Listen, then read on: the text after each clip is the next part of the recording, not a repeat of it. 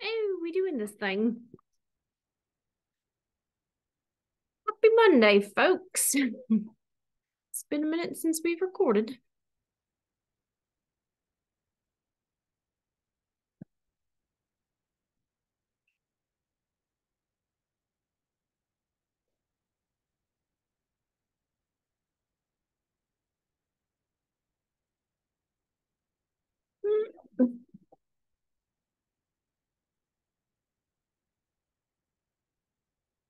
Just keep swimming. Just keep swimming. Just keep swimming, swimming, swimming. What do? We swim. This is, I'm sure, what Jenny feels like on Saturday mornings when she waits for me.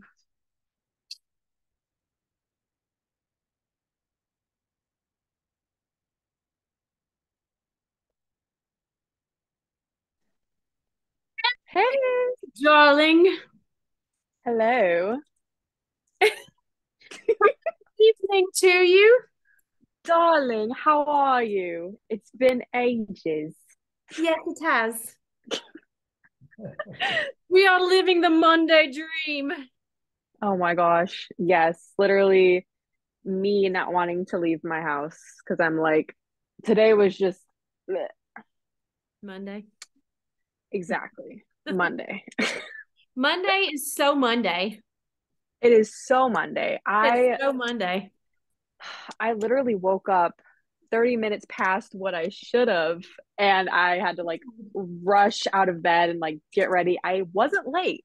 I was actually right on time, but it was bad. That's not how you want to start your Monday off.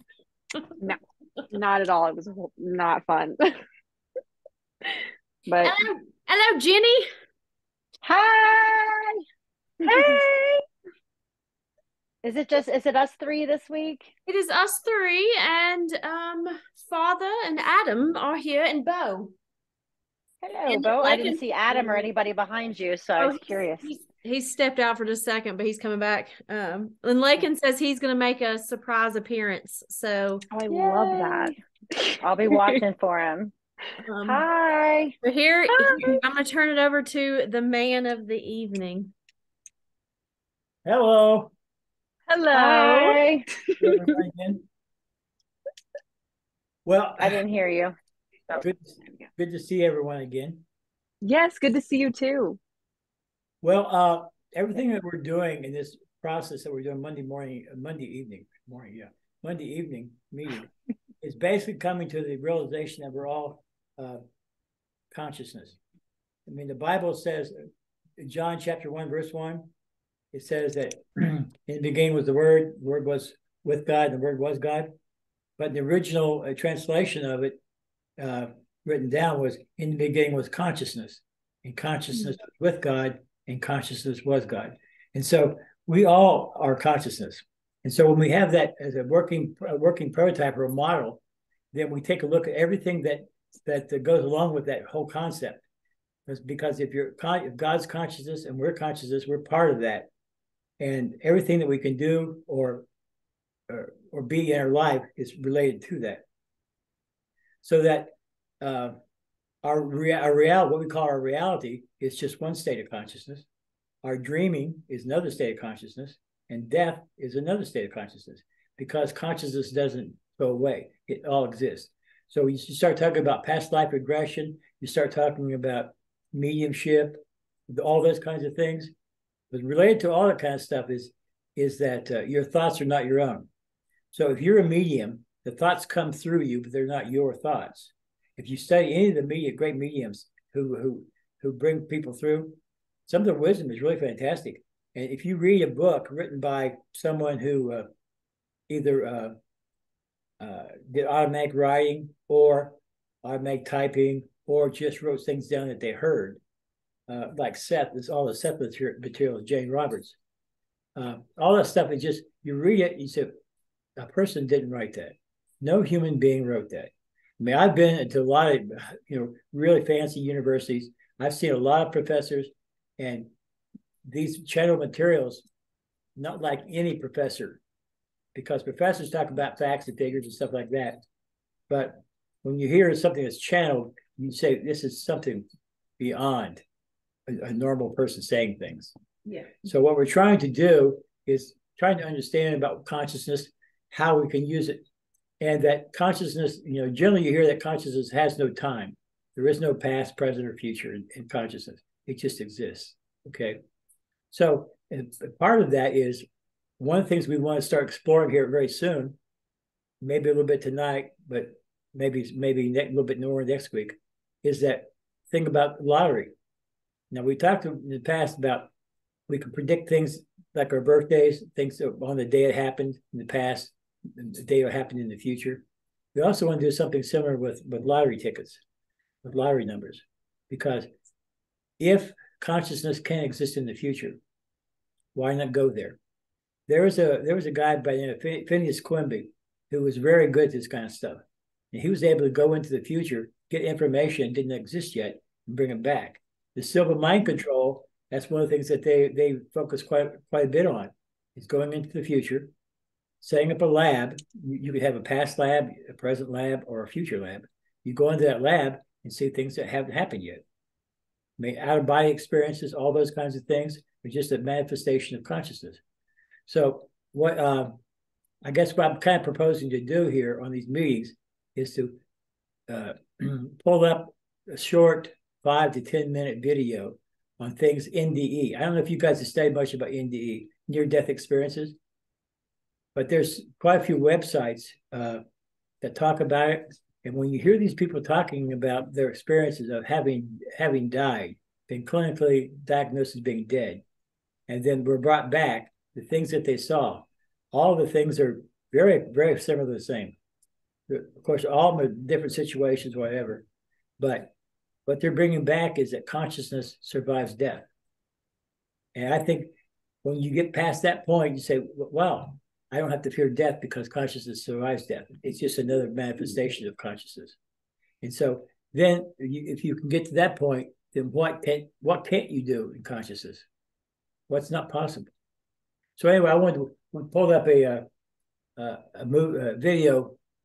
Or would it be able to see it or not? Well, so I'm gonna move it closer, I think, this time.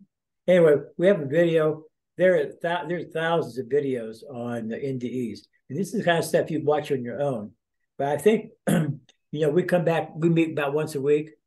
One thing I've found is when you're starting a meeting, everyone has their own life going on, all these things going on with your life, whatnot. It's good to have like an icebreaker when you have a meeting, something that, okay, let's bring it back to what we're trying to study here. So I think something looking at NDEs, something, particularly these people, they're just absolutely genuine. They're doctors, lawyers, teachers, just you and me.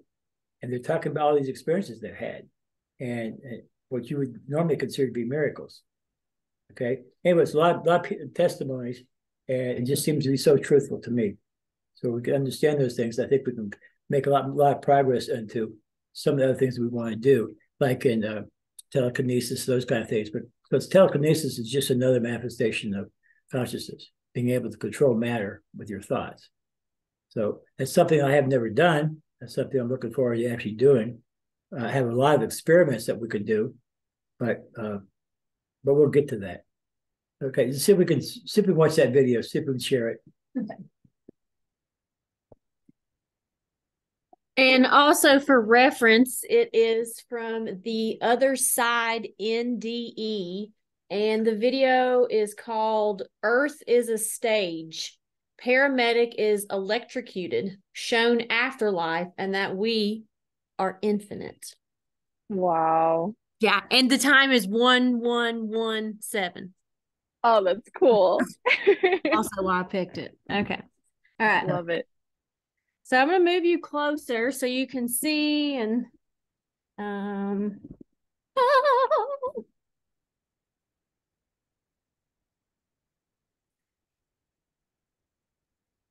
okay.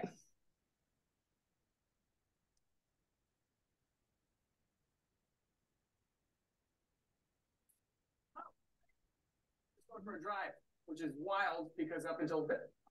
Hi, my name's Adam Tapp. And I had a near-death experience February 28th, 2018, where I was electrocuted to death, and I was dead for around 11 and a half minutes before being resuscitated. And this is my story. So I know I've been a paramedic for 20 years now, and I do a lot of woodworking, which I find cathartic, and it's a form of, I guess, emotional release to some extent. And I was doing sort of a technique of wood etching called a Lichtenberg device, where you take a microwave transformer and basically strip every possible safety feature from it and hook it up to a wall, 110 volts AC, and it basically turns it into 12,000 volts DC. And this highly dangerous machine basically etches these interesting coral patterns into it. And so I was with a good friend of mine, and we had a beer, and we were sitting by my shop, and we were etching this piece of wood. And conveniently enough, he had taken a high voltage safety course about 2 weeks before, which is profoundly convenient for a number of different reasons.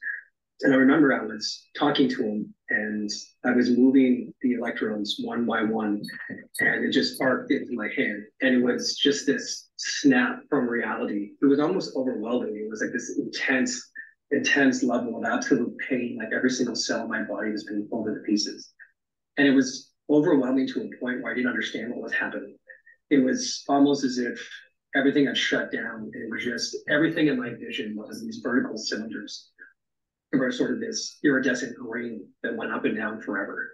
I remember trying to focus a thought amongst the energy, and I think it was like I'd be electrocuted. And then I think I thought, I'm falling. And I felt like I was falling for ages. And then it was just like waking up from a nap someplace that I'd always been. It was this perfect inky blackness. It was almost like deep space, where it was like there's lights in the distance, like these twinkling stars to some extent, but it was just this perfect blackness. It was like I was seeing spherically from a single point outwards. Like I had just become a single point of awareness. And I wasn't Adam, I wasn't dead, I wasn't anything. I was just perfect, like absolute contentment. And I was just in this space for time. There was no sense of consistency with anything. It was just simply existing as awareness. And then I felt sort of this frequency start washing over me, and it was like this fractal patterns, and it was like gasoline on water, this rainbow effect. It was iridescent to some extent. And it was just this juxtaposition of thoughts and feelings and emotions. And I felt myself sort of being pulled into pieces and deposited into everything. It was like basically becoming fabric of the universe. And it was absolutely perfect. Like there was no fear and there was nothing. This was just the natural progression of what every single one of us is going to do, just back to the source, back to this infinite consciousness or infinite complexity. And then all of a sudden I started being electrocuted again. And at the time, I didn't understand what was happening. But in hindsight, it was me being defibrillated. I was defibrillated twice. I was in a ventricular fibrillation arrhythmia, which is basically the heart spasming. And so I was defibrillated. And the defibrillation takes 0.5 seconds, but this was like minutes, if I can even say that, of being electrocuted again. And then all of a sudden it stopped. And now I'm aware that I'm dead, that I've been electrocuted.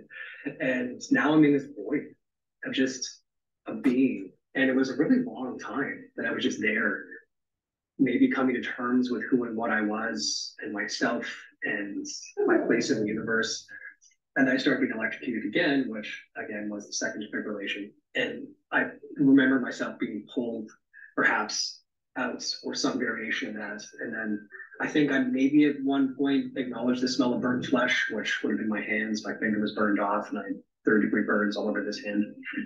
And I was in a coma for about 8 hours, which was fine for me, but problematic for everyone else who thought I was brain dead. And, I remember waking up in the ICU when I was intubated, tube into my lungs, and I had an interosseous needle drilled into my shoulder bone. Like my first thought was, how long has it been? And I remember like sort of being able to write something down. My hands were all bandaged, and maybe said it's like 8 hours or something. And it blew my mind. Like if someone had told me it had been 5 years or a decade, I would have been completely on point with that. But what was unique about the experience is after I was extubated and, hugs from everyone and whatnot, I remember like looking at myself and I could smell myself, and not body odor in the sense of needing to put deodorant on, but my natural pheromone smell that we all have for the plants. We just go to great lengths to hide it. but I was so hyper aware of my smell and the texture of my skin. And I felt so deeply that I just got downgraded from this Cray supercomputer to this Commodore 2000, this pixelated screen. And that stuck with me for a long time. Like it was like months of just feeling this way. And I remember saying to my wife, like, this isn't real. This isn't real. We should go along with that. But eventually it just came back to the acceptance of being in my body and being in the space. But, I was left with this overwhelming sense that this is just a stage. This is simply an evolution of consciousness. This is simply transient while we exist right now. And, there wasn't any anthropomorphic figures or people in robes. It was just simply going back to the source of everything, which is this infinite consciousness that permeates everything. Simply the space between subatomic particles is consciousness. And, I didn't want to read anything about other people's near-death experiences, but I wanted to change my interpretation of what had happened to me. But, I had the traditional photophobia, whereas Corey Hart wearing sunglasses on all times of day. Like, it was even the light inside a house, which was almost be blinding to me. Another interesting thing too is that the burns on my hands actually accelerated healing. I was told I would need skin grafts, and in a very short period of time, everything revascularized and started healing, which was interesting. I can't necessarily say that that's a consistency amongst people with MDEs, but it was very much this process of getting used to what I have to call a monkey suit now, because it very much is. It's a limiting filter in which I currently exist in, the limitations of my biology. But at the same time, it's so deeply beautiful that I can simply just experience emotions and feelings. But the one thing I took from all this was, in that place, when I was devoid of a body, I was very, very highly aware of the amount of anxiety, the amount of weird emotions that riff and sift through us on any specific moment, the biological mechanisms, the hormones that make us do things. It was a state of absolute tranquility. And it was one of those things when I was back in my body of just feeling these emotions come up and not necessarily knowing what to do with them, because it seemed that I just completely disconnected from everything that is this biological mechanism of that. And now it's back into this fold. I started doing the psychedelics subsequently afterwards, and I feel that the very nature of death experiences is so integrally related to these psychedelic compounds, and dimethyltryptamine in our bodies and our brain is responsible for dreaming and death. And I feel that the experience itself has made me so deeply spiritual. I think I was superficially spiritual before, in the sense that we just trivially use the word, without necessarily understanding the deeper meaning behind it. But it's almost like experiencing infinite consciousness and becoming part of it, and then coming back to this and still having that awareness, the awareness that we're just part of something that is so profoundly complicated, so infinitely perfect. So I think something to take away from all of this, or something that I've noticed has changed in me, my personality, is my ability to just simply appreciate a moment, as opposed to applying meaning to everything or plans or language. Is simply able to be in a space and appreciate what's going on. I notice that with my daughter a lot, just simply being in a space and enjoying every moment of it. And, one thing I also want to mention in this is the similarities to psychedelic experiences and being dead. One could arguably suggest that my death experience was just an endogenous dimethyltryptamine release, which is commonly referred to as NMDMT. And subsequent psychedelic experiences have been death. They've been versions of this. They've arguably been more profound than death actually was. And I think that at the end of the day, the one thing that I would say to someone if they ask me what I took from this or the advice associated with it is that death is quite possibly the most natural thing that happens. Being dead was easy. It was perfect. It was beautiful. It's being alive that's difficult and hard. And I think that death in itself is just simply a transition. It's becoming infinite. It's becoming the fabric of the universe. It's being perfect. One could argue that we're all perfect already, but we just refuse to acknowledge that. And being death was just absolute perfection. And I think that, you know, the common fear that we all have is our mortality. And it's understandable, it's genetically motivated. You know, if we didn't have a fear of death, we wouldn't be a species that we are today. But again, death just was simply perfection. It was becoming everything, and it was perfect. And I think that it's made me spiritual in a sense. You know, I think before I was spiritual, but superficially, whereas now it seems that spirituality has taken on a very significant depth in me, where I viscerally know what we all are and where we're all going.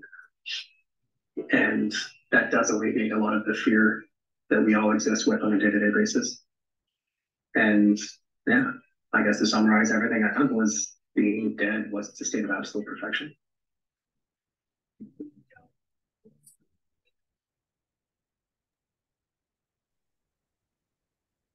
Wow. That was cool. That was interesting. Very interesting. Yeah, I've watched a lot of these indie type of videos. There's a whole bunch of websites. The other side, NDE, is one of them. There's the NDE Diaries, a whole bunch of them. But I've watched a lot of them, and every one of them is just really inspiring, at least for me. And it's something that I try to watch about at least one video a week on the things like this subject here. Kind of reinforces you that there's something more to us than we think we are, and that we have the capabilities that we're not aware of. Now, okay.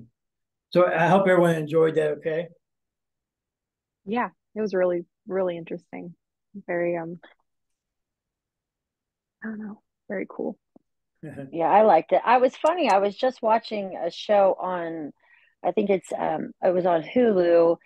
I think it was like, I don't know, it's about near-death experiences. I can't remember what it was called, but I was just watching that, I think, the other day. Yesterday, maybe. Yeah, there's a lot of stuff that's similar. You know, like Yeah. that transfers. Well, it should be. Everything is conscious. Everything should be similar. Everything that one thing I did find in common is that everybody just says they can't wait, to return. They're not fearful of death anymore. Yeah, And that it was, yeah. my wife's when her mother died, just before she died, she said to Allah, "I want to go home." Oh, wow. Died. And Allah took it to be at the time, "Mom, you are home." And later she started thinking about it. No, that's not what she meant. She says, "I want to go home." So that's where we all come from, and that's all we're going to go back to eventually. Okay. And then that all ties into reincarnation, coming back again, and all these kinds of things. There's just so many things to think about. But we have to, in our own life, make everything personal.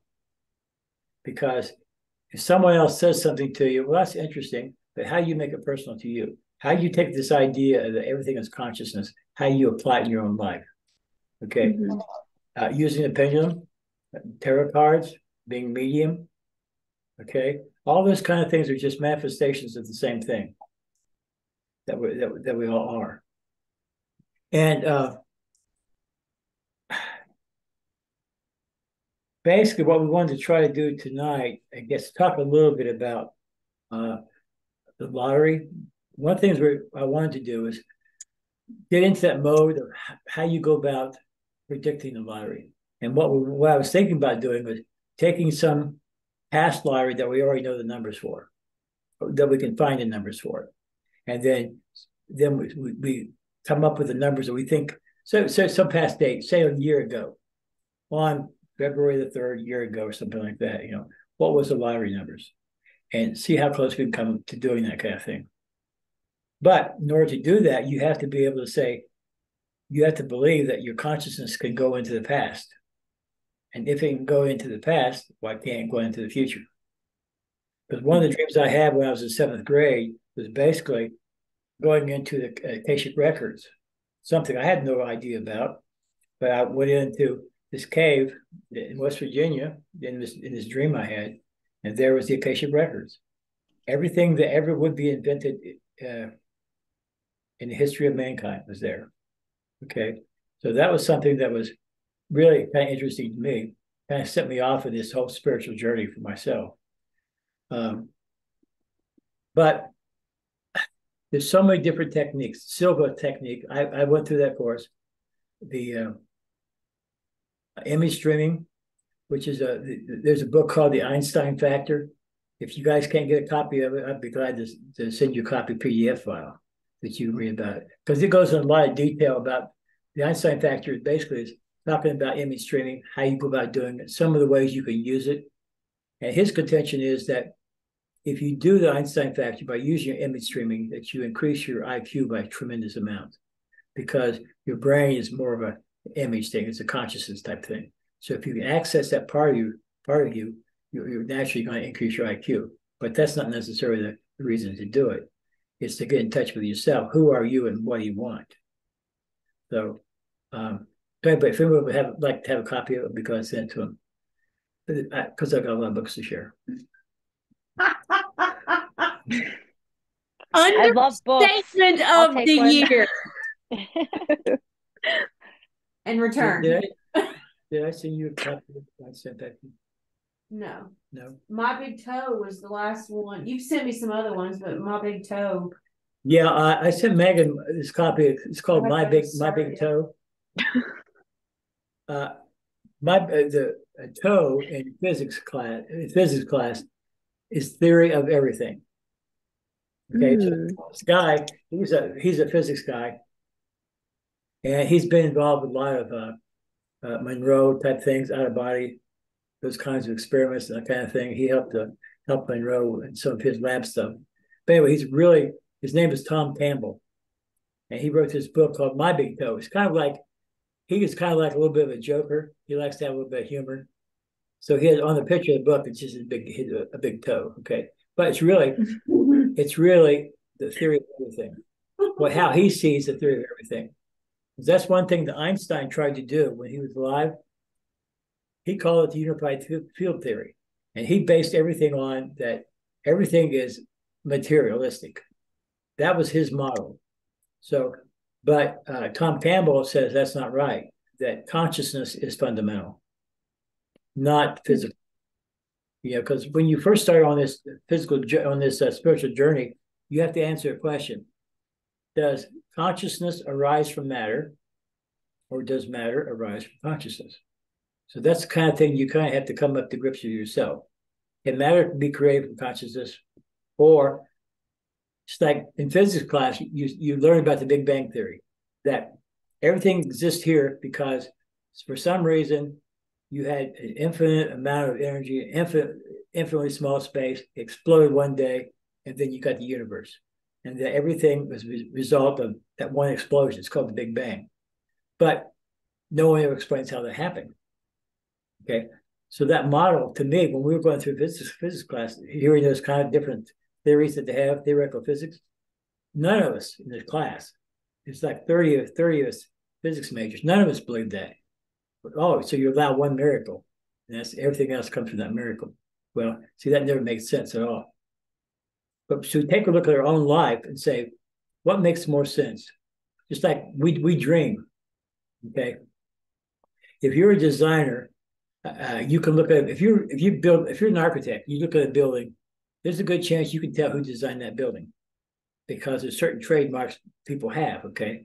So if you're in the design world, like I was for a long time, you learn different techniques, and you learn certain people like certain type of techniques. So you could look at some work and say, oh, John did that, just by looking at it, okay?